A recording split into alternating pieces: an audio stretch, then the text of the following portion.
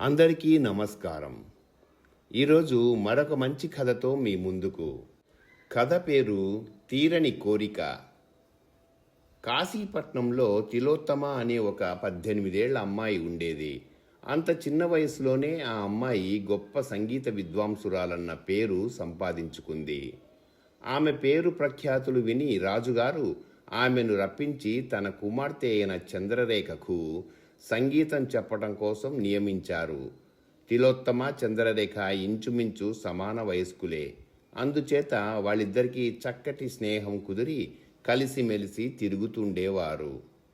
కొంతకాలం అయ్యేసరికి రాజుగారు తన కుమార్తె సంగీతం ఎంతవరకు వచ్చిందో తెలుసుకోవాలని ముచ్చటపడి అంతఃపురానికి వచ్చారు. ఆయన వెంట రాణిగారి తమ్ముడు, చంద్రరేఖకు మేనమామ అయిన వీరసేనుడు కూడా వచ్చాడు. చంద్రరేఖ తాను తిలోత్తమ దగ్గర నేర్చుకున్న పాటలు కొన్ని పాడి వినిపించి తన విద్య కనపరిచింది. కూతురు విద్యకు రాజుగారు మెచ్చుకున్నారు. వీరసేనుడు కూడా మెచ్చుకోవలసిందే. కానీ తిలోత్తమను చూచినప్పటి నుంచి ఆమెను పెళ్లి చేసుకోవాలని అతనికి కోరిక పుట్టింది. ఒక రోజున తిలోత్తమ ఒక్కతే ఉండగా చూచి వీరసేనుడు, తిలోత్తమ, నన్ను పెళ్లి చేసుకో, నీవు కోరిన నగలు చేయించి ఇస్తాను అన్నాడు. రాణిగారి తమ్ముడన్న మాటే గాని రూపానికి వీరసేనుడు పరమ అసహ్యంగా ఉంటాడు.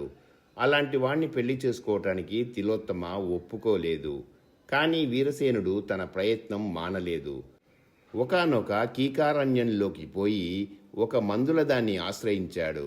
అది 10 వరహాలు పుచ్చుకొని ఏదో ఇంత నల్లటి భస్మం సీసాలో వేసి ఇచ్చింది.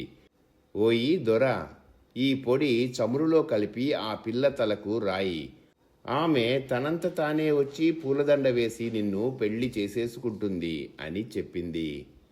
మందుల దాని మాట ప్రకారం వీరసేనుడు ఒక అమావాస్య నాటి రాత్రిపూట తిలోత్తమ నిద్రపోతూ ఉన్న గదిలోకి ప్రవేశించాడు. ఆ మందు తలకు తగిలిన తక్షణమే ఆమెకు తన పైన ప్రేమ పుట్టుకుని చక్కా వస్తుందని, కనుక ఆమెకు మెలకువ వచ్చినా ప్రమాదం ఏమీ ఉండదని నమ్మకంతో ఆ మూర్ఖుడు ఆమె తలకు తైలం రాయసాగాడు.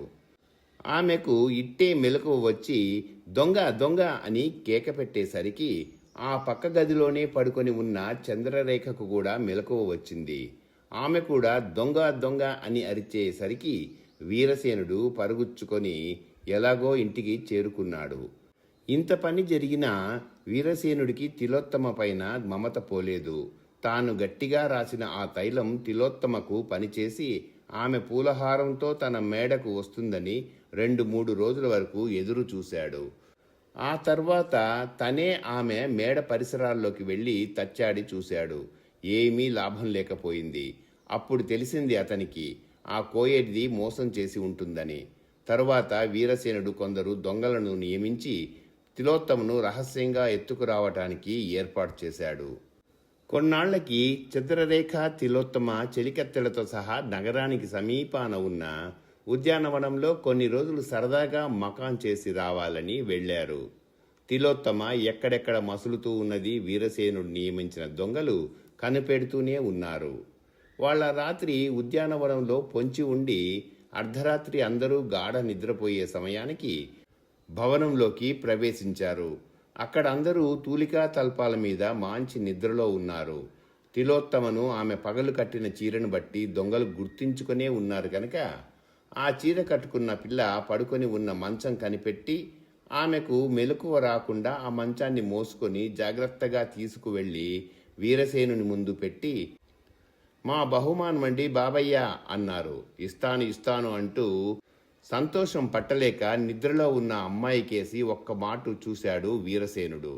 తీరా చూసేటప్పటికి ఆమె తిలోత్తమ కాదు, తన మేనకోడలు చంద్రరేఖే. ఈమెనా తీసుకొచ్చారు గుడ్డిమాలోకం, జాగ్రత్తగా తీసుకువెళ్ళి అక్కడ దించేసి రండి అని వాళ్ళని తిట్టి పంపాడు వీరసేనుడు. చేసేది లేక దొంగలు మంచం నెత్తిన పెట్టుకుని తిరిగి ఉద్యానవనానికి బయలుదేరారు. అంతలో గస్తీ తిరిగే రాజభటుల సద్దడి వినపడేసరికి ఆ మంచంతో పట్టుబడితే తమ ప్రాణాలు దక్కవు గదా అని రాత్రికి రాత్రే వాళ్ళు సమీపంలో ఉన్న అడవిలో ప్రవేశించారు. తాము పడ్డ కష్టం ఊరికే ఎందుకు పోవాలని చెప్పి ఆ దొంగలు చంద్రరేఖ నగలన్నీ ఒలుచుకొని ఆమెను అరణ్యంలో ఒంటరిగా వదిలేసి వాళ్ళ దారిన వాళ్ళు వెళ్ళిపోయారు. తెల్లారేసరికల్లా రాజకుమార్తె కనపడటం లేదన్న వార్త నగరమంతా పాకిపోయింది. రాణి రాజు వచ్చారు ఉద్యానవనానికి. వీరసేనుడు వచ్చాడు. సమయంలో సమయం అని తిలోత్తమను వశపరుచుకోవడానికి అతడు మళ్ళీ ఒక పన్నాగం పన్నాడు.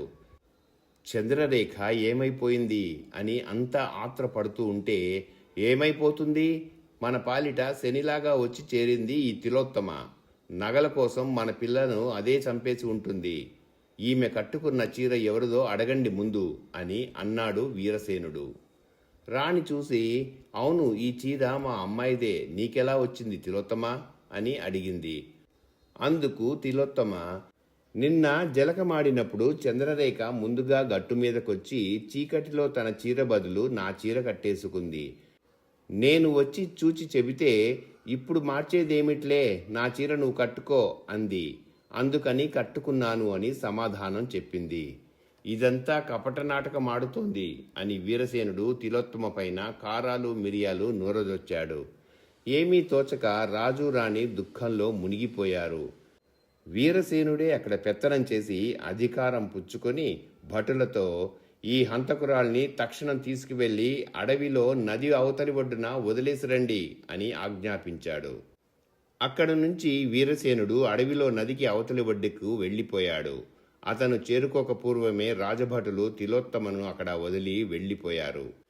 ఇదేమిటి, ఏ పాపం ఎరగందే ఈ వాదు నా మీద పడిందే అని తిలోత్తమ ఏడుస్తూ ఉండగా ఎదుట వీరసేనుడు నిలబడి నవ్వుతో, నీకేం పర్వాలేదు తిలోత్తమ, నేనిక్కడ కలుసుకోవడానికే నీకిలాంటి శిక్ష వేశాను అన్నాడు.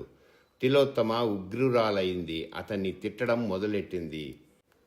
శాంతించు తిలోత్తమ, కోప్పడకు, నన్ను పెళ్లి చేసుకో. కూతురు పోయిందన్న బెంగతో మా బావకి మతిపోతుంది. అప్పుడు రాజ్యం నాకు వస్తుంది. నేను రాజునవుతాను, నువ్వు రాణివవుదు గాని అంటూ ఉండగానే ఎక్కడి నుంచో ఒక బాణం వచ్చి తగిలి హా అంటూ అతను నేల మీదకి ఒరిగి పోయాడు.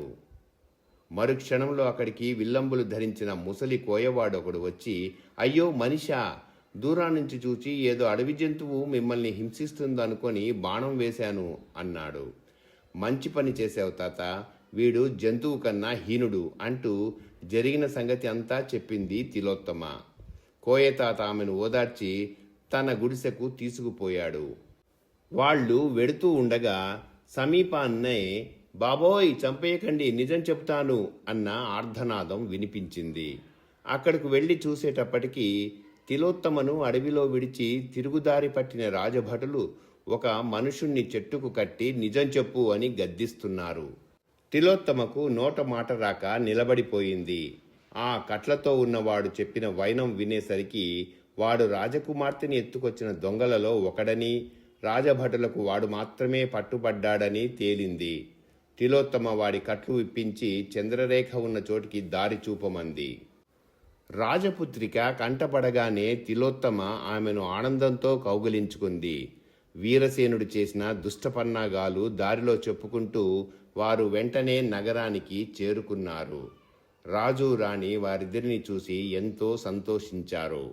ఇంతటితో కథ సమాప్తం. ఈ కథ మీకు నచ్చినట్లయితే లైక్ చేయండి, కామెంట్ చేయండి, తప్పకుండా షేర్ చేయండి. మరచిపోకుండా సబ్స్క్రైబ్ చేయండి. అందరికీ ధన్యవాదాలు. ఇక సెలవు.